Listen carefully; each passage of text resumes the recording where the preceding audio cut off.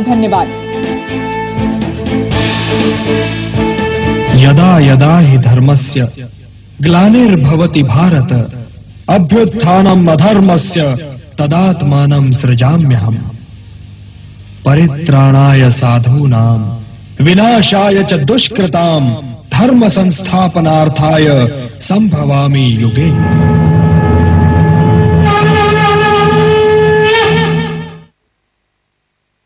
नमस्कार, मैं हूं अदिति अवस्थी और स्वागत है आप सभी का हमारी इस खास पेशकश में। भगवत गीता के 5151 साल पूरे होने पर दिल्ली के लाल किला में एक ऐतिहासिक कार्यक्रम की शुरुआत की गई। 7 दिन चलने वाले इस आयोजन का मकसद पूरी दुनिया को यह बता देना है कि भगवत गीता का संदेश 5151 साल बाद भी बिल्कुल नया है। यह समस्याओं से निजात दिलाने वाला महाग्रंथ है।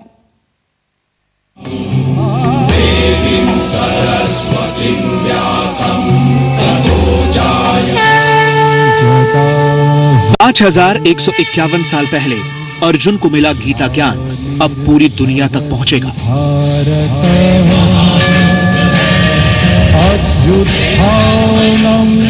द्वापर में गीता ज्ञान का सबसे बड़ा गवाह कुरुक्षेत्र का मैदान था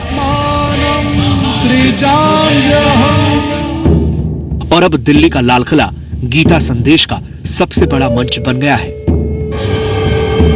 आम जिंदगी में गीता की जरूरत और इसकी महिमा के प्रचार प्रसार के लिए आज लाल किले पर देश दुनिया की कई बड़ी हस्तियां पहुंची। लाल किले से भूमि पूजन के साथ 6 दिनों तक चलने वाले इस ऐतिहासिक कार्यक्रम की शुरुआत आरएसएस प्रमुख मोहन भागवत ने की। 5151 वर्ष भगवत गीता के पूरे हुए और हमारे स्वदेशी दिनदर्शिका में प्रतिवर्ष गीता जयंती है। जब जब कभी समाज को किसी संकट से उबारने की, समाज के पुरुषार्थ को जगाने की आवश्यकता पड़ी, तब तब गीता पर भाष्य लिखा गया और भारत की इस आध्यात्मिक विरासत को जानने का यत्न करने वाले प्रत्येक को जिस प्रस्थान त्रयी का अध्ययन आवश्यक होता है, उसका एक अविभाज्य अंग श्रीमद् भगवत गीता है। 5151 साल में दुनिया बदली, संस्कृति बदली, इतिहास और भूगोल बदल गए, लेकिन नहीं बदला तो गीता का संदेश।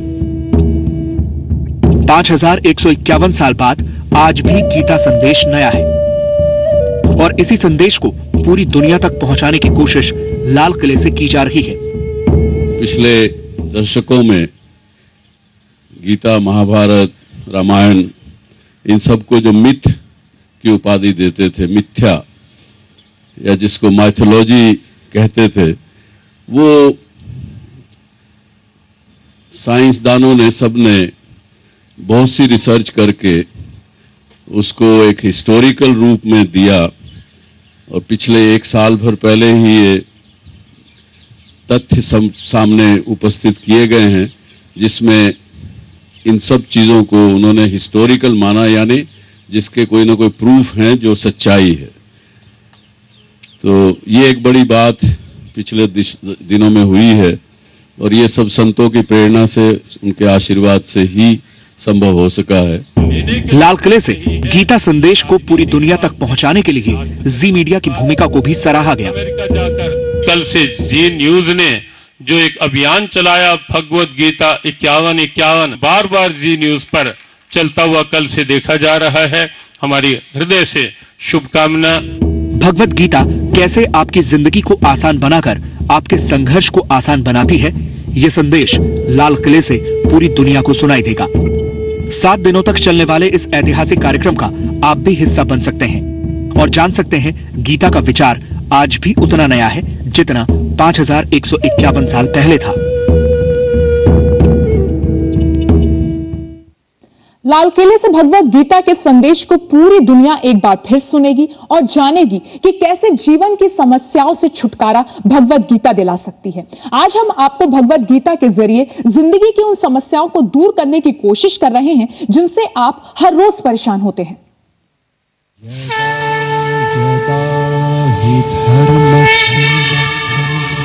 जिंदगी की आपाधापी में समस्याएं बहुत हैं, लेकिन समाधान सिर्फ एक, श्रीमद् भगवत गीता। हमें यह जानकारी तो है कि गीता जिंदगी की समस्याओं को दूर करने की राह दिखाती है, लेकिन बड़ा सवाल कैसे? 5151 साल पहले कुरुक्षेत्र में अर्जुन को दिया गया एक संदेश कैसे आज भी हमारी परेशानियों को दूर कर सकता है? जानकार कहते हैं कि इतने सालों में लोग बदले, लेकिन हमारी समस्याएं नहीं। महाभारत के युद्ध का काल हो या प्रोफेशनल कंपटीशन का आधुनिक समय, गीता के पास हर समस्या का समाधान है। आज हम भगवत गीता के जरिए आपकी इन समस्याओं का समाधान करने की कोशिश करेंगे। आपकी समस्या गीता से समाधान।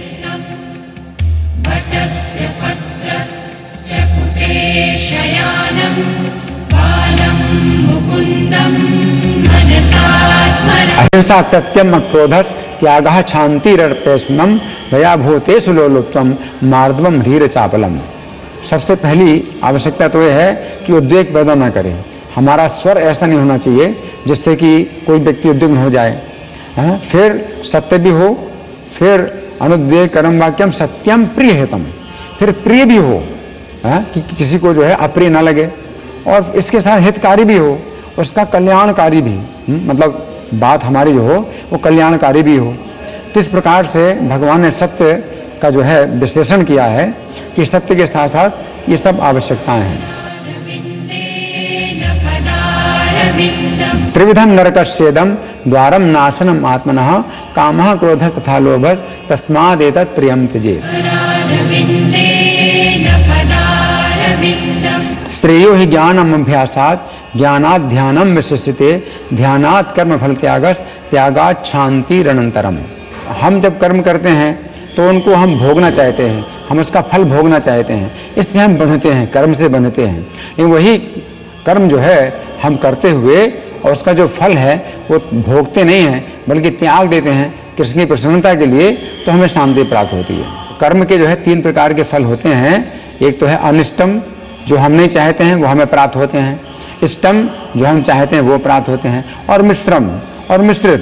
त्रिविधम कर्मणा फलम भवति त्यागी नाम प्रेत्य।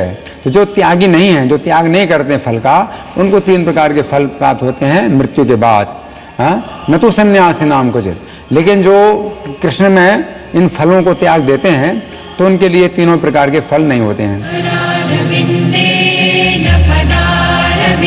वासांसि जीर्णानि यथा विहाय नवानि गृह्णाति नरो पराणि तथा शरीराणि विहाय जीर्णा नन्यानि संयाति नवानि देहि।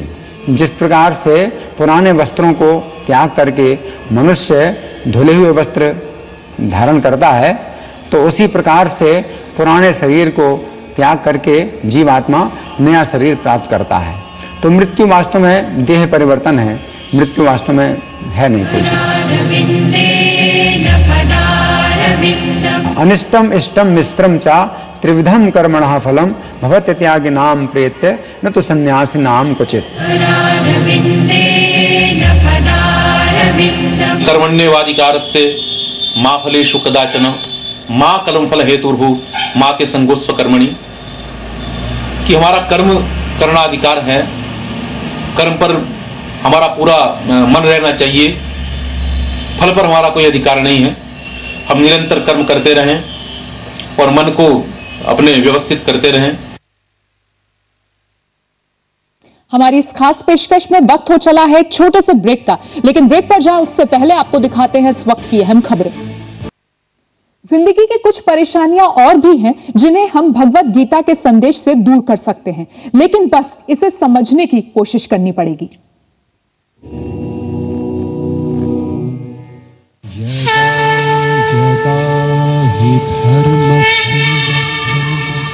काम एष क्रोध एष है रजोगुण समुद्भवः महाशनो महापापमा विद्धि न में वैरिणम।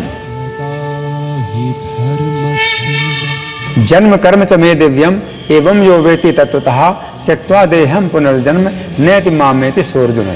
कि देह त्यागने के बाद वो व्यक्ति पुनर्जन्म नहीं प्राप्त करता है बल्कि मेरे धाम में आता है। तो जब हम भौतिक शरीर प्राप्त करते रहते हैं बार बार, तो हमें बार बार जन्म मरण का कष्ट भोगना पड़ता है। गीता में भगवान बताते हैं कि मोक्ष का मतलब है कि शरीर को छोड़ने के बाद हम पुनः भौतिक शरीर ना प्राप्त करें, तो उसको मोक्ष कहते हैं।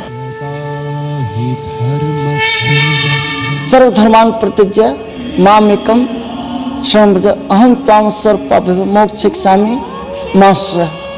अर्थात कि सभी धर्मों को छोड़ करके तुम एकमात्र मेरी शरण में आ जाओ, मैं तुम्हें सारे पापों से मुक्त कर दूंगा, मा शुचः। इसके लिए डरो मत। तो यदि हम भगवान की शरण में आते हैं तो डरने की कोई बात ही नहीं है, क्योंकि भगवान के बारे में बताया गया है कि राखे कृष्ण मारे के, मारे कृष्ण राखे के।